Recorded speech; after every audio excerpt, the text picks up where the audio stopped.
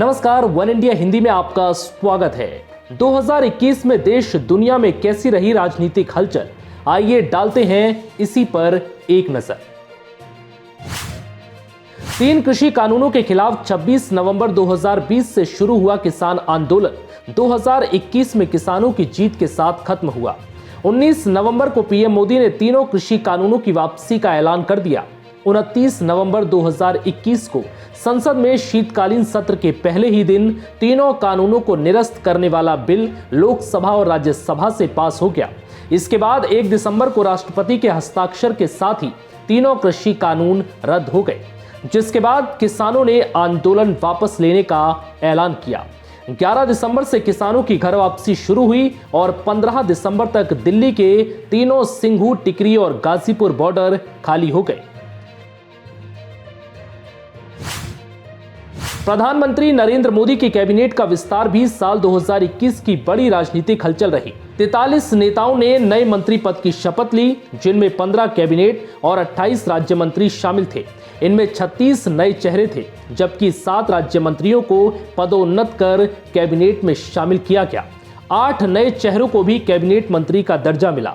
मोदी सरकार के दूसरे कार्यकाल का यह पहला बदलाव इस मायने में भी बेहद खास रहा, क्योंकि इसमें कई दिग्गज मंत्रियों की कैबिनेट से छुट्टी कर दी गई, जिनमें रविशंकर प्रसाद, प्रकाश जावड़ेकर, डॉक्टर हर्षवर्धन, रमेश पोखरियाल निशंक, सदानंद गौड़ शामिल थे।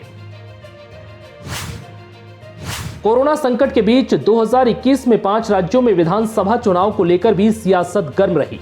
पश्चिम बंगाल, असम, तमिलनाडु और पुडुचेरी में अलग अलग चरणों में विधानसभा चुनाव हुए, लेकिन सबकी नजर बंगाल पर रही। 2 मई को जो नतीजे आए उसमें ममता बनर्जी के खेला होवे के नारे का असर साफ देखा गया। राज्य में ममता बनर्जी की पार्टी टीएमसी को बम्पर जीत हासिल हुई और दीदी फिर से बंगाल की सत्ता पर काबिज हो गई। टीएमसी को 213 सीटें मिली, जबकि बीजेपी के खाते में 77 सीटें गई। हैरानी की बात तो यह रही कि लेफ्ट और कांग्रेस का खाता भी नहीं खुल सका। पश्चिम बंगाल विधानसभा चुनाव में सबसे चौंकाने वाले नतीजे आए नंदीग्राम विधानसभा सीट पर, जहां से ममता बनर्जी खुद चुनाव हार गई। बीजेपी प्रत्याशी शुवेंदु अधिकारी ने उन्हें कड़े मुकाबले में शिकस्त दी। हालांकि इसके बाद भी वो मुख्यमंत्री बनी और फिर बाद में अक्टूबर में हुए उपचुनाव में ममता बनर्जी भवानीपुर से चुनाव जीतकर विधानसभा पहुंच गई। बंगाल में भले ही बीजेपी का सत्ता में आने का सपना पूरा नहीं हो पाया, लेकिन असम में एक बार फिर कमल जरूर खिल गया। असम में हुए विधानसभा चुनाव की कुल 126 सीटों में से यहां बीजेपी को 60 सीटें मिली, जबकि कांग्रेस के खाते में सिर्फ 29 सीटें आईं। असम में एनडीए की सरकार बनी, लेकिन सर्बानंद सोनोवाल की जगह इस बार हिमंत बिस्व शर्मा को सीएम बनाया गया। केरल में भी साल 2021 में विधानसभा चुनाव हुए। 140 सीटों वाली विधानसभा में 99 सीटें जीतकर सत्ताधारी एलडीएफ ने फिर से सत्ता में वापसी की। विपक्षी यूडीएफ को 41 सीटों पर जीत मिली, वहीं बीजेपी के नेतृत्व वाले एनडीए को एक भी सीटें नहीं मिली। एलडीएफ की बम्पर जीत के बाद पिनरई विजयम फिर से सीएम बन गए। हालांकि बीजेपी ने यहां मेट्रो मैन श्रीधरन को मैदान में उतारकर बड़ा दांव खेला था, लेकिन कामयाबी नहीं मिली। श्रीधरन का राजनीतिक सफर भी जल्द ही खत्म हो गया। 2021 के जाते जाते उन्होंने खुद ही राजनीति को अलविदा कह दिया। अब बात तमिलनाडु विधानसभा चुनाव की। 234 सीटों वाली विधानसभा के लिए हुए चुनाव में डीएमके ने शानदार प्रदर्शन किया और एमके स्टालिन राज्य के नए मुख्यमंत्री बने। डीएमके ने अकेले दम पर 133 सीटें हासिल की, वहीं गठबंधन में रही कांग्रेस ने भी 18 सीटों पर जीत दर्ज की। 18 सालों में तमिलनाडु की सत्ता पर काबिज एआईडीएमके हैट्रिक लगाने के लिए बीजेपी के साथ गठबंधन कर चुकी थी, लेकिन जनता को यह गठबंधन रास नहीं आया। इस चुनाव में पीएम मोदी और गृह मंत्री अमित शाह की रैली के बावजूद बीजेपी सिर्फ 4 सीटें जीत पाई। 4 राज्यों के साथ केंद्र शासित प्रदेश पुडुचेरी में भी विधानसभा चुनाव हुए, जिसमें बीजेपी गठबंधन को 16 सीटों के साथ बहुमत हासिल हुआ। बीजेपी ने 6 सीटों पर जीत दर्ज की, जबकि सहयोगी पार्टी एनआर कांग्रेस ने 10 सीटों पर कब्जा जमाया। कांग्रेस के खाते में सिर्फ 2 सीटें आईं। इस तरह से एन रंगासामी चौथी बार पुडुचेरी के सीएम बने।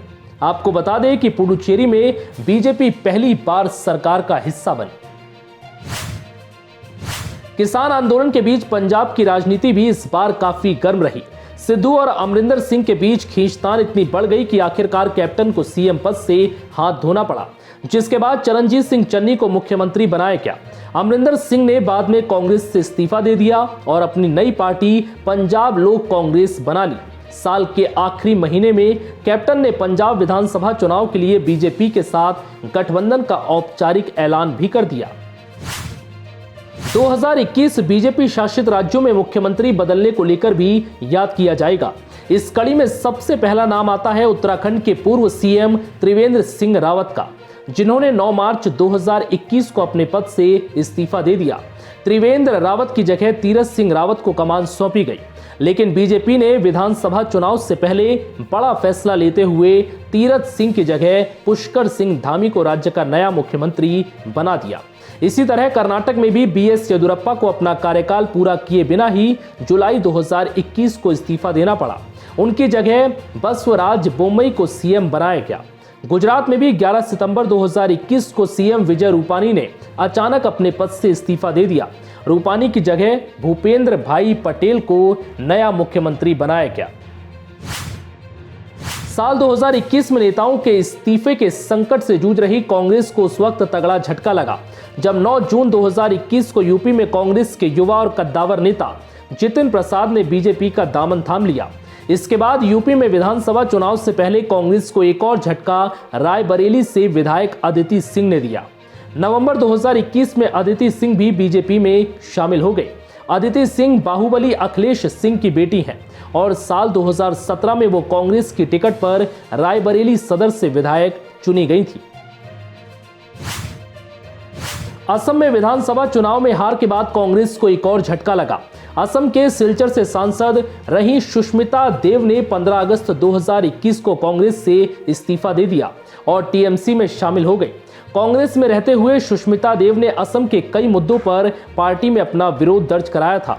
कहा यह भी जाता है कि विधानसभा चुनाव के दौरान उनकी लोकसभा क्षेत्र में आने वाली विधानसभा सीटों में टिकट के बंटवारे को लेकर भी राय तक नहीं ली गई थी।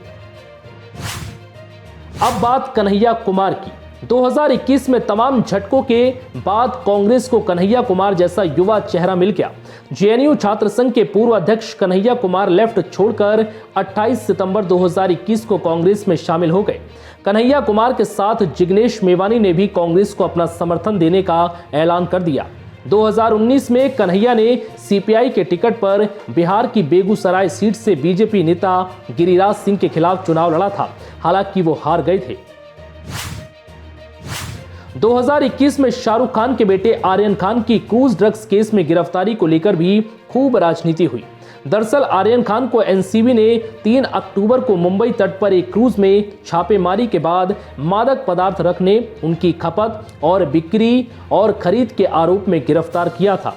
बाद में हाई कोर्ट ने उन्हें जमानत दे दी, लेकिन इस दौरान महाराष्ट्र में राजनीतिक पारा भी चढ़ गया। एनसीपी के प्रवक्ता और उद्धव सरकार में मंत्री नवाब मलिक ने एनसीबी के एक्शन पर कई सवाल दागे। एनसीबी के मुंबई चीफ समीर वांगखेड़े पर तो उन्होंने कई गंभीर आरोप भी लगाए। बिहार में लोक जनशक्ति पार्टी के संस्थापक रामविलास पासवान के निधन का 1 साल भी पूरा नहीं हो पाया कि उनकी सियासी विरासत पर काबिज होने को लेकर चाचा पशुपति पारस और भतीजे चिराग पासवान के बीच जंग छिड़ गई। एलजेपी में 2 फाड़ हो गए। चिराग पासवान का तख्ता पलट करते हुए पशुपति पारस खुद ही पार्टी के अध्यक्ष और संसदीय दल दोनों के नेता बन गए और इस तरह से चिराग पासवान अलग थलग पड़ गए। बाद में मोदी कैबिनेट के विस्तार में पशुपति पारस को जगह मिली और उन्हें केंद्रीय खाद्य एवं प्रसंस्करण मंत्री बनाया गया। साल के आखिरी महीने में उत्तर प्रदेश में विधानसभा चुनाव से पहले चाचा भतीजे के सारे गिले शिकवे भी दूर हो गए। 16 दिसंबर को करीब 6 साल बाद चाचा शिवपाल यादव और भतीजे अखिलेश यादव की मुलाकात हुई, जिसके बाद समाजवादी पार्टी के मुखिया अखिलेश यादव ने अपने चाचा शिवपाल यादव की पार्टी के साथ गठबंधन का ऐलान किया। 2017 में चुनाव से पहले अखिलेश यादव और शिवपाल के बीच भी मनमुटाव हो गया था। तो इस वीडियो में फिलहाल इतना ही। वन इंडिया हिंदी की तरफ से हमारे सभी दर्शकों को नव वर्ष की हार्दिक शुभकामनाएं।